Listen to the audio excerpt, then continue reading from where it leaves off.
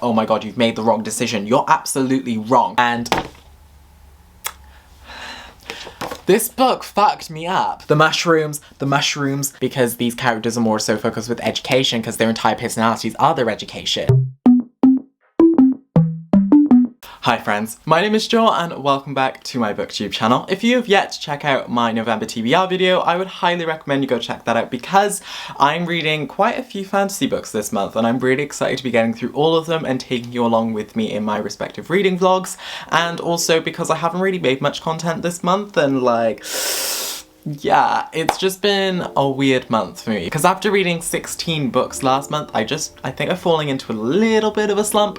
So I've been taking most of my time up with the Nintendo Switch, playing Animal Crossing, and just giving myself a much needed rest. Hence why content hasn't been as frequent on the channel as of late. But don't worry, I am planning a lot of content in December, but also in 2021 as well. So hopefully once we get into 2021, we'll have a massive influx of content and also growth on the channel, because I'm aiming, hopefully by the end of 2021, to be at like 100k, hopefully.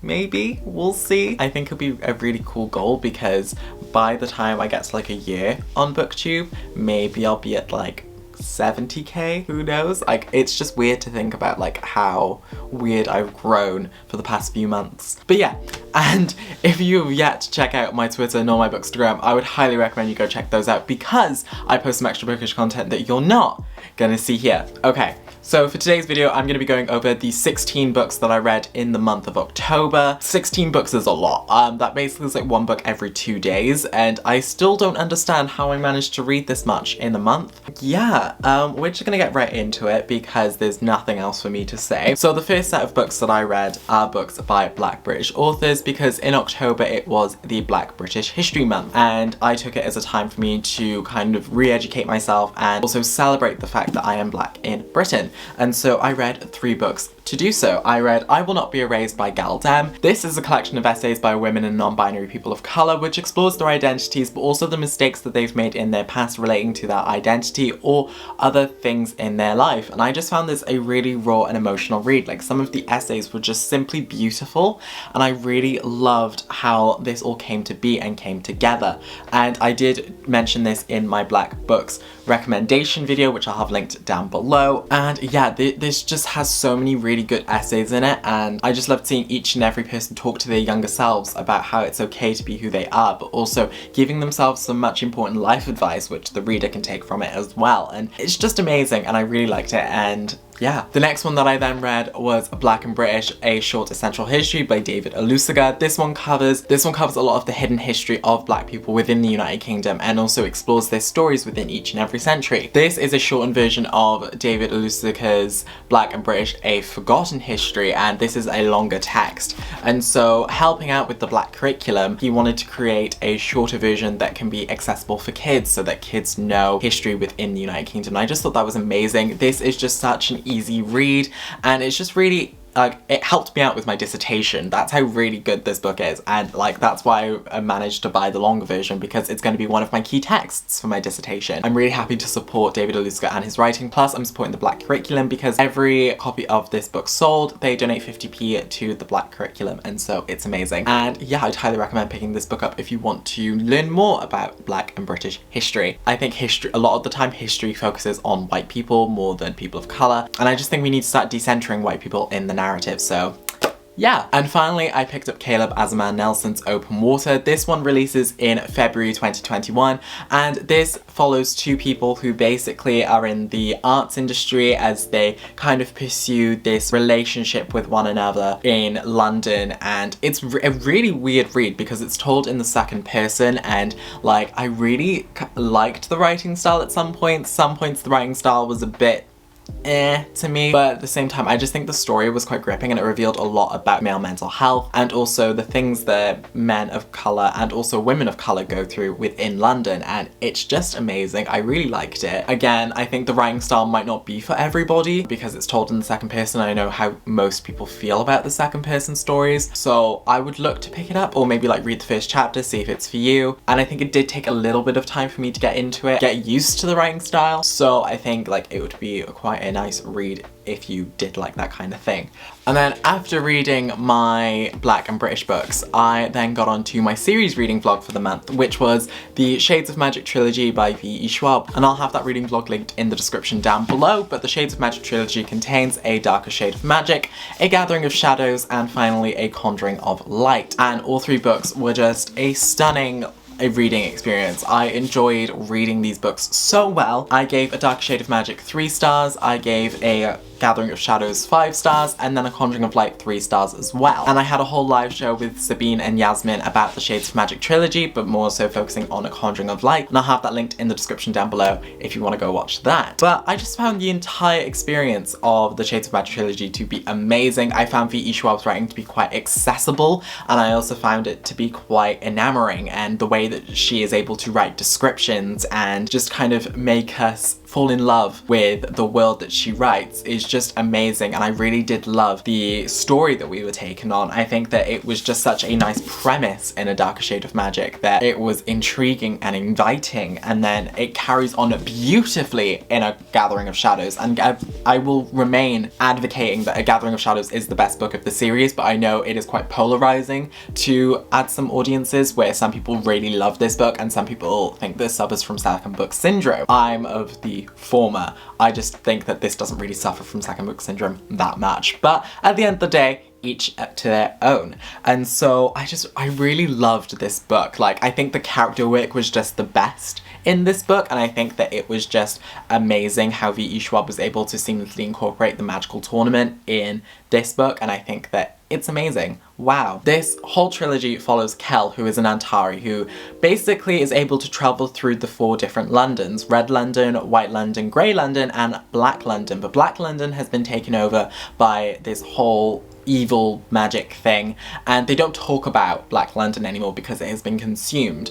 But basically one day Kel is given a package that contains a mysterious black stone, and this black stone contains unfathomable power. He must get rid of it before the wrong people want to get their hands on it. And basically, as he attempts to do so, a thief called Lila Bard steals the stone from him, and chaos ensues from there. And so, yeah, it's just really exciting. It was a really intriguing read. I think this series really changed my perspective on reading, because I think before this series, I was still stuck in that mindset that I had when I was reading more YA books, where if I rate anything below 4 stars, it was a bad book. And I think that this really kind of changed my perspective on that, where I think I became more comfortable with rating things 3 stars, because I can be like, I liked this book, like I liked these 2 books, I liked reading them, I liked the experience, I liked the characters, but I had issues with these books. And I think that we need to stop thinking that if we have issues with something, we automatically dislike it. We can love something,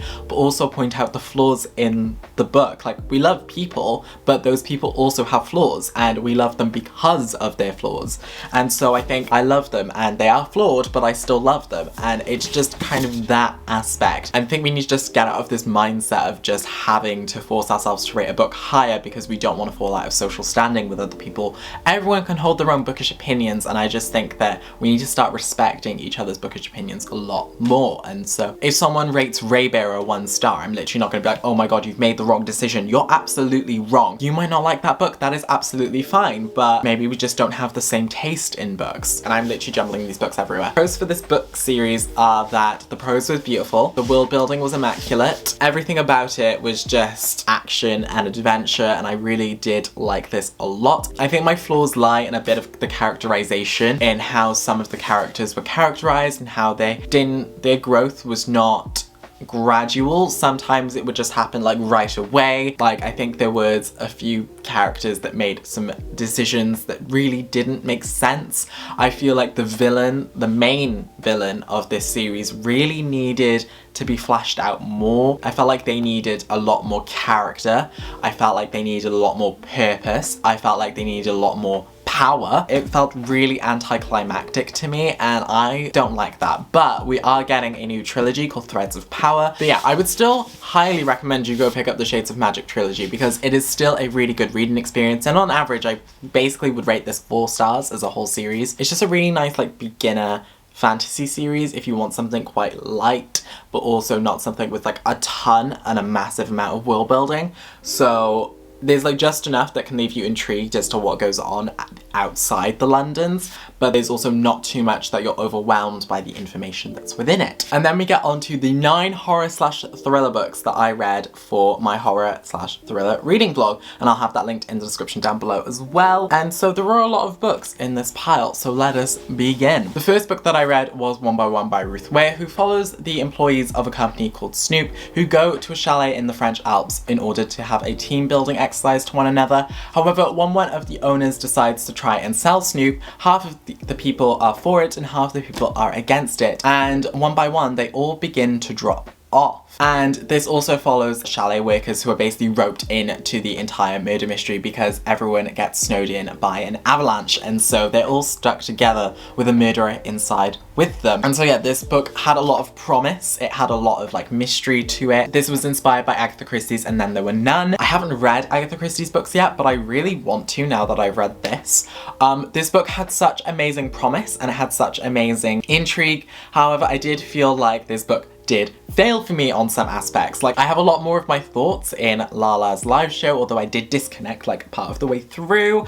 That was a stressful time, and my internet was having a few issues during that, so it was just not great. But if I'm just gonna say a lot of my thoughts here now so that you're all well aware. This novel did really well in the setup and setting up the character relationships and setting up Snoop, the app that you can use to snoop on other people's music in real time. However, I just think that this book failed in the execution. I think it failed in trying to mystify the killer, because I could literally guess the killer from like the very beginning of the novel, and that's not what you want. I felt like this book just was leading towards another plot twist that never came. I feel like there's just a lot of potential for this book that wasn't executed very well, and I just felt like the latter part of the novel felt quite flat until the final chase scene, which was amazing. I really did like that. It was quite fast paced, it was punchy, like my heart was racing, I did like it, like the final chase scene was great. However, I just feel like the rest of the novel just didn't do so well until like the character relationships were being developed throughout. I was also saying in Kayla's live show how they could have like added a bit extra like interactivity with this book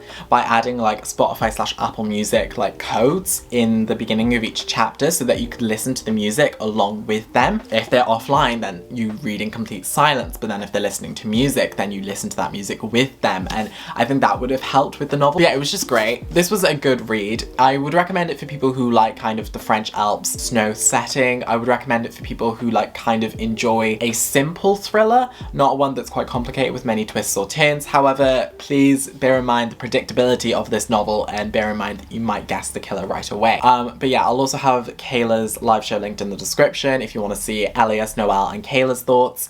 I just love Kayla so much. Like, I really just want to read more books with Kayla. Or maybe I'll invite her to do a book swap or something. Like, I think that would be quite cool. I just really want to do more content with Kayla because I just think she's awesome and I love her and she's amazing, and hopefully one day soon we can do like a collab or something because I just love her so much. I'm just really thankful that she invited the Late Night Book Club to come guest host with her for the One by One live show, and I'm looking forward to just reading more thrillers now because I'm just really excited. And I did get a lot of recommendations through the live show, but if you did have any more thriller horror recommendations, please leave them in the comment section down below and I will get to them and add them to my master recommendations list. The next book that I then read was Horrid by Katrina Leno. This one was a really weird book, but I really, really loved it. Like, it's amazing. This is the OWLCRATE exclusive cover. OWLCRATE are an amazing company.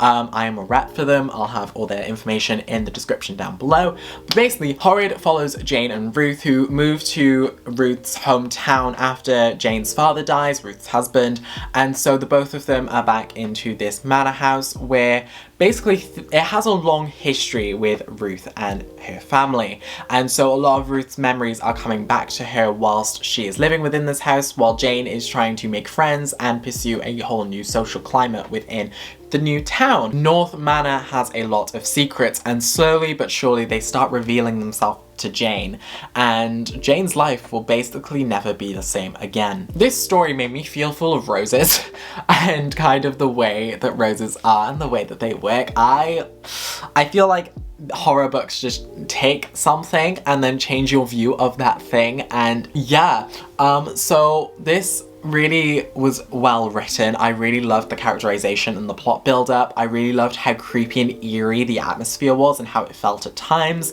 I just loved the cover is just simply gorgeous, and I just felt like Jane's story was perfectly conveyed throughout. I feel like the twists and the turns we were being taken on were amazing. I feel like this just was a really nice kind of psychological horror, and I really enjoyed it. It was just amazing, and I loved the atmosphere and the mood that I was being taken on. It was just a really, really like comforting but also unsettling read. I would recommend you go pick this one up. Next, I read Clown in a Cornfield by Adam Chesway, which basically follows Quinn Maybrook, who moves to Kettle Springs in order to get a fresh start with her father. However, there's a whole debate between the old and the new world, and basically all the grown-ups hate all the teenagers and all the teenagers hate the grown-ups. And basically one night, killer clowns start submerging out of cornfields, coming to kill people, and so one of the sides will die and one of the sides will live, but which one? Who knows?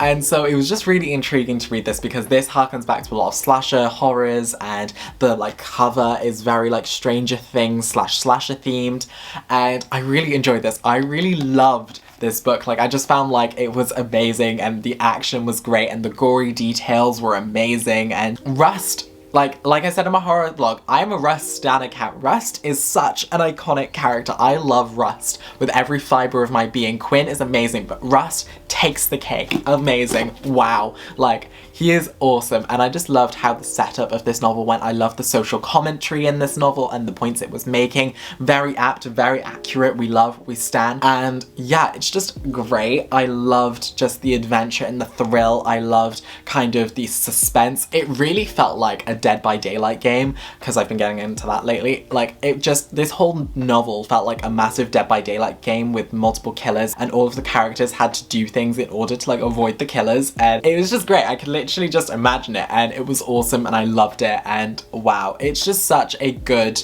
book, and I would highly recommend you go pick this up. I'm going to be picking up a final copy soon enough because I want to support Adam Chesway and his work, and so yeah. The next book that I then read was The Haunting of Hill House by Shirley Jackson. This was because I was inspired by the Haunting of Hill House Netflix series, because I wanted to read the books of the Netflix series in order to further watch them. I still haven't watched them, but I will eventually. So this basically follows Eleanor, who's invited to Dr. Montague's mansion in order to pursue some social experiments. While she's at Hill House, things start happening to each and every character, and the investigation basically leads somewhere that all of them may not survive. The premise was just amazing, and the execution did not fail either.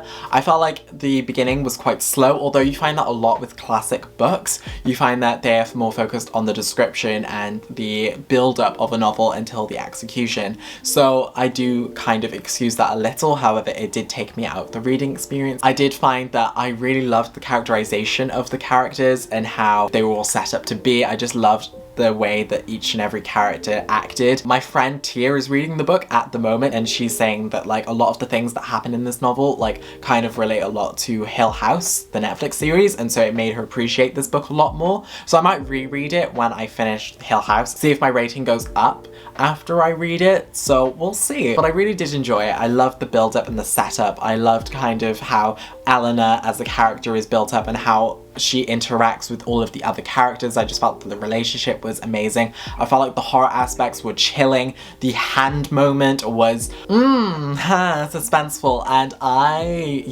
just such a good novel, and I cannot wait to see how they transform it into the Netflix series when I eventually watch it, and I'm just really looking forward to seeing how they do that. And yeah, this was just amazing. It's a really short book as well, so it didn't take long to get through, and I just feel like this is quite an accessible horror read if you're looking for something to sink your teeth into on a late night. And yeah, it's just amazing, and I really did enjoy it. Speaking of late nights, this late night Readers Club jumper, which is currently being sold on the ILLUMICRATE website under their new lifestyle brand, and it's just amazing. Each of the clothes are just so well made and awesome. This is just so comfy. Like, it feels like I'm wearing a cloud, and you can style it in many different ways. I'm wearing it underneath this kind of roll neck top, and I just think it works really well. ILLUMICRATE lifestyle, revolutionary, changing the game. Love it. And I'll have them linked in the description down below as well. And I'd highly recommend checking them out. I'm wearing the Dark Heather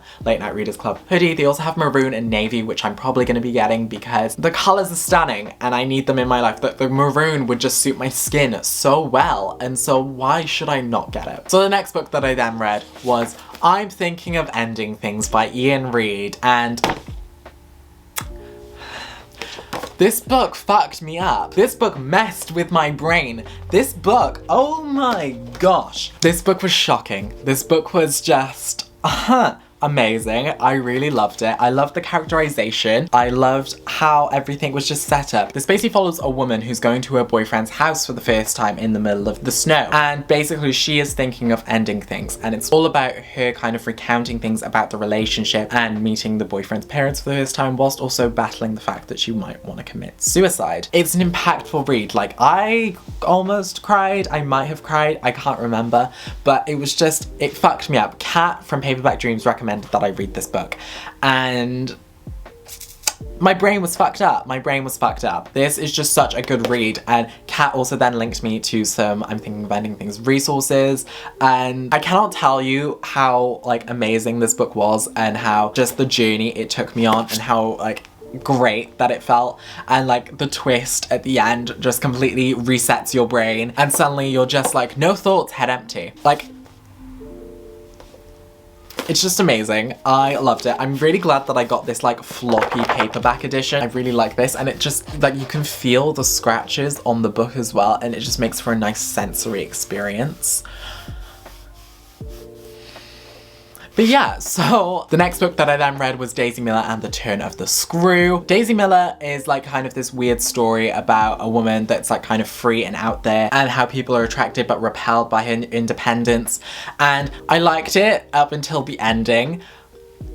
The ending was just not needed. The ending just basically takes away a lot of the meaning of the short story to me, and I'm just like, yeah. So Daisy Miller, great to an extent. But then the Turn of the Screw is just amazing. Like, I really liked the Turn of the Screw. It was just again, it was quite a long setup because obviously classics, they do that. But I still really enjoyed the experience. I still really enjoyed like kind of the twists and turns we were being taken on as Miles and Flora are taken care of. The things that happen just, oh, and the ending, like, oh god, the ending was emotional. It was, yeah, so it was great. I really enjoyed it. The next book that I then read was My Sister the Serial Killer by Oyinkan Braithwaite.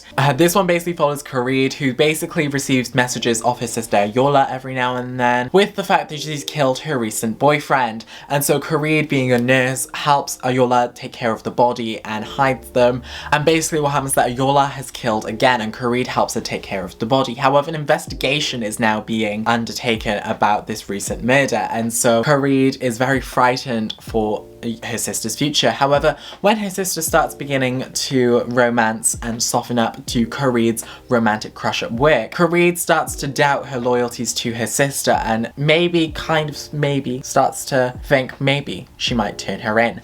And so this is a really nice novel of like deceit and like maybe a potential double cross. It's a really good novella, and I really did like the way like and the journey it took me on. I really did like the setup and the way that Oyinkan Braithwaite writes. I felt like this novel did need a little bit more length in the fact that I wanted the police investigation to be a bit more drawn out, so that it adds more suspense to the novel and it adds a bit more like to the novel. But apart from that, it was just amazing, and I really did like it. And I loved the characterization of Corride and Ayola. I loved their sisterly relationship and the things that they've gone through together, and the reason why Ayola kills men talks a lot about kind of what Black women have to face on a daily basis, and it's just amazing. I love it. And yeah, the next book that I then read was Mexican Gothic by Silva Moreno Garcia, which basically follows Noemi, which at the behest of her cousin's mysterious letter goes to High Place, a manor in the Mexican countryside, to go and see whether her cousin is actually alright. And upon visiting, she basically starts to experience changes within both herself and the world around her, as High Place hides many secrets within its walls and many things within its walls, and things just are never the same for Noemi. This novel basically made me hate mushrooms more than I already do. I love Silva Moreno Garcia's writing because I read Gods of Jade and Shadow earlier on this year, and I just love the way that Silva Moreno Garcia is able to seamlessly write prose and the way that she is able to write a story, and I just think her characterization is on point. I think that her plots are on point. I just think that the way that she paces the novels as well are on point. She just does so many things well within her books, and I just really like it. The mushrooms, the mushrooms, the mushrooms. Yeah. No. No. Amazing book though. I really liked it. I'm sad I missed out on the gold spray edition because it had red sprayed edges because my friend Rhea has it and I'm like, I want it. I highly recommend it. Go pick it up and you won't regret it and you'll hate mushrooms as much as I do. But yeah, I just think that everything was amazing about it, and it's really nice to kind of read horrors and thrillers from like other perspectives and other different types of people, because you can really see the differences in the way that they write horror and thriller and the way that they transform their genre into something of their own. And yeah, it's just amazing and I really liked it. And then the last book that I then read for the horror thriller reading vlog was White is for Witching by Helen Oyeyemi. This basically follows Miranda Silva, which after the death of her mother Lily starts to experience strange phenomenon with the house on the cliffs of Dover, and so her twin brother Elliot and her best friend Ori begin to question what's happening to Miranda, because Miranda, she eats chalk for one instead of real food. She then starts to hear voices in the house and starts to hear see things within the house, and Ori and Elliot both begin to question Miranda's sanity. It's a really intriguing read. It's a really weird read. I don't think I suited the writing style quite well. I just found this to be quite a challenging read at aspects, but I just found like the characterization was quite cool as well, and so I did like some of the characters. I felt like the way that it was written was quite challenging at times, but also quite nice. I found that the book was just a very weird experience for me, but I'd still highly recommend it if you look for horror books and you're looking for a quite chilling read as well.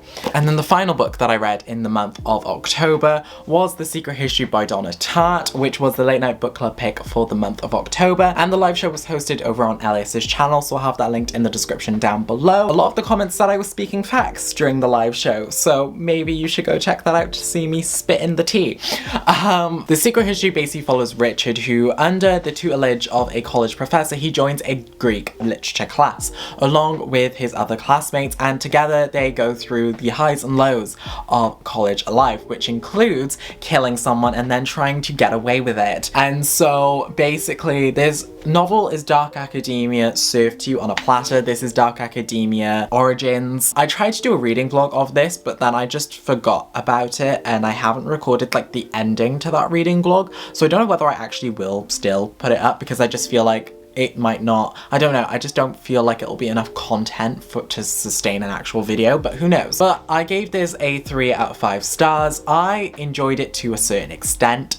I thought the book was written very well, and I find that sometimes Donna Tartt's prose just really did well in this novel. However, I did have a few issues with the characters. I had a few issues with kind of the way this novel was set and the time this novel was set. I had a few issues with the story as a whole. I think that this book had a horrible time with pacing, and I just felt like things were drawn out a bit too much. I get drawing things out for effect, but this was drawn out to the point where I could draw an entire masterpiece in the length that it was drawing things out, and I just found that all the characters were unlikable, which is the point. But it's hard to read a story with unlikable characters when it's easy to watch a film with unlikable characters because you're only with them for 90 to 120 minutes, but reading a 600-page book with unlikable characters, you're spending a lot of time with these characters, and so it's hard. But it is literary fiction after all, but at the same time it's just it was a good read. I can see a lot of the influences with Greek and Roman literature, how this was set up to be quite a classical Greek tragedy,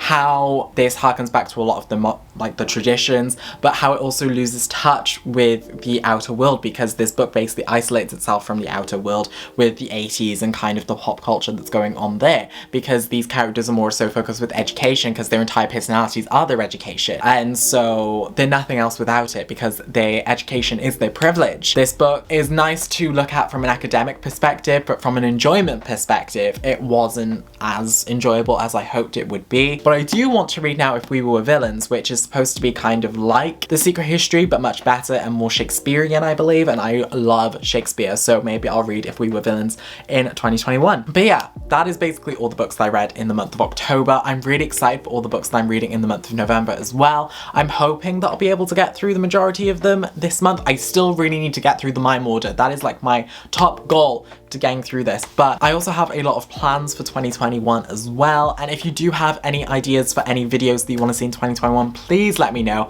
I've been asking a lot lately over my respective social media platforms about what videos people want to see, purely because I want to try and create content that not only you want to watch, but also I might have fun creating as well. My ideas only go so far. Please let me know if there's anything you want to see, and yeah, if you like this video, be sure to give it a thumbs up, and if you're new here, be sure to click that subscribe button so that you're notified whenever I upload next. This week's shout out fates goes out to two people. The first one goes out to ILLUMICRATE for the ILLUMICRATE lifestyle brand and their launch. It's just amazing and I love it so much, and like I would highly recommend you go check that out. The second shout out fates goes out to Kate from Your Tita Kate and Shalea from Sharp Shalea on Twitter, who basically are running a donation drive to help Philippine victims from the typhoons that are going on at the moment. And so I would highly, highly, highly recommend checking out their respective donation links and giving whatever you can to the cause. And if you can't give anything, please boost the information to all of your friends and your family and your followers,